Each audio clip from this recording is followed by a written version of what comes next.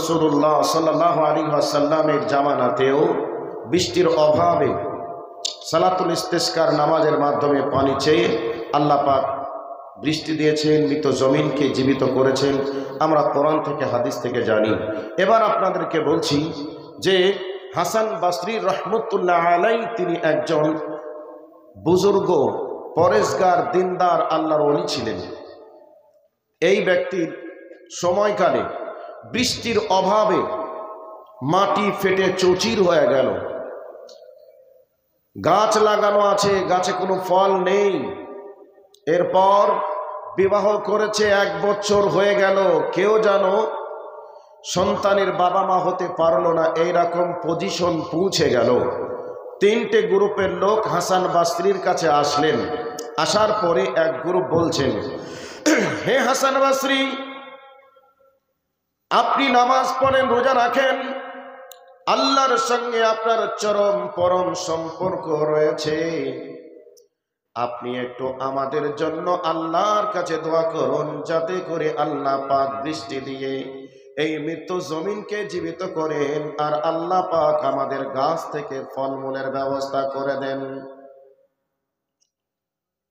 এইভাবে যখন মানুষজন এসে হাসান বসরির কাছে আবেদন করল, হাসান বসরি রহমতুল্লাহ আলাইহি তিনি ডাক্তারের মতো একটা প্রেসক্রিপশন করে দিলেন, তোমরা চলে যাও বাড়িতে। কোরআনের আয়াত থেকে তিনি প্রেসক্রিপশন দিয়ে দিলেন, ফাকুলতুস্তাগফিরু রাব্বাকুম ইন্নাহু কানা গফফারা। তোমরা আল্লাহর কাছে ক্ষমা চাও, আল্লাহ রাব্বুল আলামিন তোমাদেরকে ক্ষমা করবেন, মাফ করবেন। ইউরসিলিস সামাআ আলাইকুম মিদরারা, আল্লাহ রাব্বুল আলামিন আসমান থেকে পানির ব্যবস্থা করে দিবেন। ওয়া ইউমদিদুকুম বিআমওয়ালিন ওয়া বানিনা, আল্লাহ রাব্বুল আলামিন বলেন তাহলে তোমাদেরকে আল্লাহ পাক সম্পদ এবং সন্তান দিয়ে সমৃদ্ধ করবেন। হাসান বসরি কোরআনের এই আয়াতটা দিয়ে তাদেরকে নসিহত করলেন, প্রেসক্রিপশন দিয়ে দিলেন, চলে যাও বাড়িতে। এক গ্রুপ চলে গেল, আর একটা গ্রুপ আসলো, হে হাসান বসরি, আমাদের গ্রামের সকল মানুষ 1 বছর হয়ে গেল যারা বিবাহ করেছি, একজনের স্ত্রী এখনো পর্যন্ত গর্ভবতী হলো না, এখনো পর্যন্ত কারণ স্ত্রীর গর্ভে বাচ্চা আসলো না। এইভাবে যদি বছরের পর বছর যদি বাচ্চা না আসে, আমাদের বংশ প্রজন্ম নষ্ট হয়ে যাবে, ধ্বংস হয়ে যাবে। কাজেই আপনি আল্লাহর কাছে দোয়া করুন, যাতে করে আমরা সন্তানের মা বাবা হতে পারি। হাসান বসরি ওই গ্রুপটাকেও বললেন, ফাকুলতুস্তাগফিরু রাব্বাকুম ইন্নাহু কানা গফফারা, তোমরা চলে যাও বাড়িতে, তওবা করে নাও। এতদিন তোমরা আল্লাহর ঘর মসজিদে প্রবেশ করোনি, এখন তোমরা আল্লাহর ঘর মসজিদে প্রবেশ করো। আল্লাহর কাছে তোমাদের অতীতের পাপগুলিকে নিয়ে ক্ষমা চাও, আল্লাহর কাছে তওবা করে তোমরা আল্লাহর কাছে ফিরে এসো। নিশ্চয়ই আল্লাহ রাব্বুল আলামিন তোমাদেরকে সন্তানের মা বাবা বানাবেন।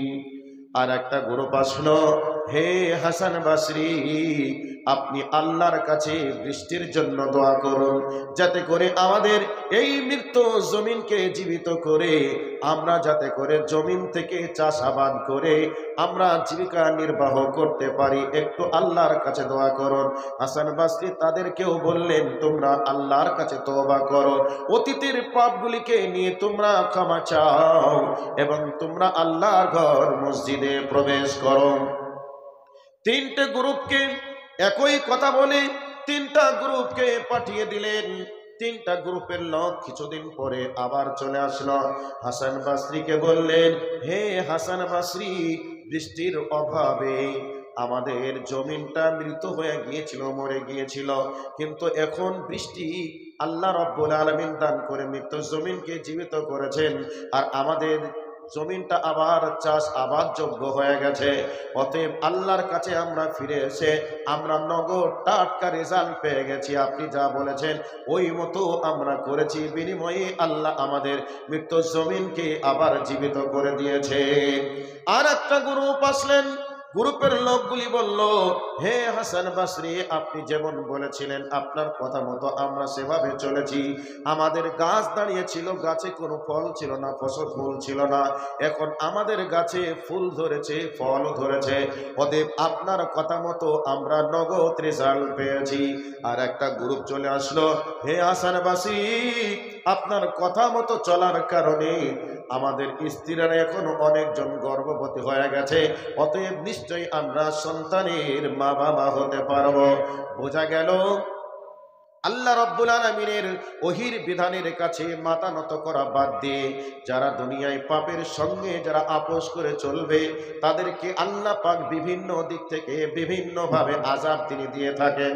কোনো সময় আল্লাহ রাব্বুল আলামিন আকাশের বৃষ্টিকে বন্ধ করে দেন, আবার কোনো সময় আল্লাহ পাক আসমান থেকে বিভিন্ন রকমের আযাব গজব দিয়ে মানুষকে ধ্বংস করে দেন। আবার কোন সময় অত্যাচারী শাসককে নিযুক্ত করে পিটানির ব্যবস্থা করেন। আমরা মুসলমান, আজকে নামকে হস্তে মুসলমান, কিন্তু কর্মের ভিত্তি ইহুদি এবং খ্রিস্টানদের মতো। এই জন্যে আমাদের চলাফেরা, ওঠা বসা, খাওয়া দাওয়া, লেনদেন, ক্রয় বিক্রয় সবই জানো আজকে অমুসলিমদের মতো হয়ে গেছে। এই জন্য অমুসলিমদেরকে ক্ষমতায় বসিয়ে ইমানদার মুসলমানদেরকে পিটানোর ব্যবস্থা করেছে। এই জায়গা থেকে বাঁচতে গেলে কি করা লাগবে, এই জায়গায় আবার আমাদেরকে শাস্তি থেকে বাঁচতে গেলে কি করা লাগবে, আমাদেরকে আল্লাহর দ্বীনের উপরে ফিরে আসতে হবে।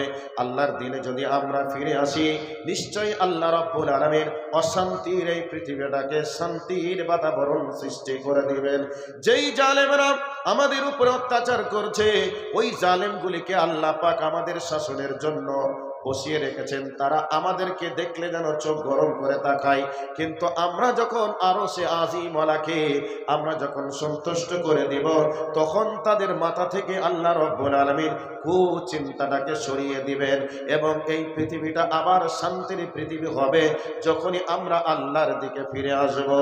আমার ভাই, আমার বন্ধুরা, আমরা মুসলমান দাবি করার পরে শতকরা ৯২% মুসলমান আজকে আমরা নামাজ পড়ি না। আবার যারা নামাজ পড়ে তারা রসুলের পদ্ধতি অনুযায়ী নামাজ তারা জানে না। আবার রসুলের পদ্ধতি অনুযায়ী নামাজ পড়লেও তাদের অনেকের রুজির ব্যাপারে সমস্যা আছে, অনেকের আবার চলাফেরার ব্যাপারে সমস্যা আছে। এখান থেকে বোঝা গেল যারা নামাজ পড়ে তাদের ভিতরেও ভেজাল আছে। আর এদিকে ৯২%, ১০০ জনের ৯২ জন আজকে আমরা বেনামাজি হয়ে আছি। যতদিন পর্যন্ত আমরা আল্লাহর ওহির বিধানের কাছে মাথা নত না করব, ততদিন পর্যন্ত আমাদের উপরে এই জুলুম অত্যাচার চলবে। জুলুম অত্যাচার তখনই বন্ধ হবে যখন আমরা আল্লাহর কাছে ফিরে আসব।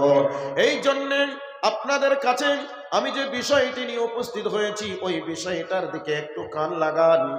ওই যে আমি আপনাদের কাছে হাসান বসরির 3টা টিপস দিলাম আপনাদেরকে, তিনি 3জন গ্রুপ বা 3টা গ্রুপের লোককেই আল্লাহর কাছে ফিরে আসার কথা বলেছিলেন। আর 3টা গ্রুপের লোক নগদ রেজাল্ট পেয়ে হাসান বসরি রহমতুল্লাহ আলাইহির কাছে জানিয়েছিলেন। সেই রকম ভাবে আমরা বর্তমান সময়ে যদি আলেম ওলামাদের কাছে আসি, আলেম ওলামাদেরকে যদি বলি, মাওলানা সাহেব পৃথিবীর অবস্থা এমন কেন হয়ে গেল, তাম পৃথিবী জুড়ে মুসলিমদের উপরে অত্যাচার কেন চলছে, আমরা কেন জুলুমের মধ্যে রয়েছি, আলেম ওলামারাও আপনাদেরকে হাসান বসরির মতো প্রেসক্রিপশন দিবে যে বর্তমান সময়ে মুসলমান নামের ভিত্তিতে মুসলমান, কিন্তু কর্মের ভিত্তিতে মুসলমান নয়। কাজেই তোমরা কোরআনের দিকে ফিরে এসো, নবীর আদর্শের দিকে ফিরে এসো। নিশ্চয় আল্লাহ রাব্বুল আলামিন এই জুলুম অত্যাচারকে বন্ধ করে দিয়ে আবার এই পৃথিবীতে শান্তির বাতাবরণ সৃষ্টি করে দিবে।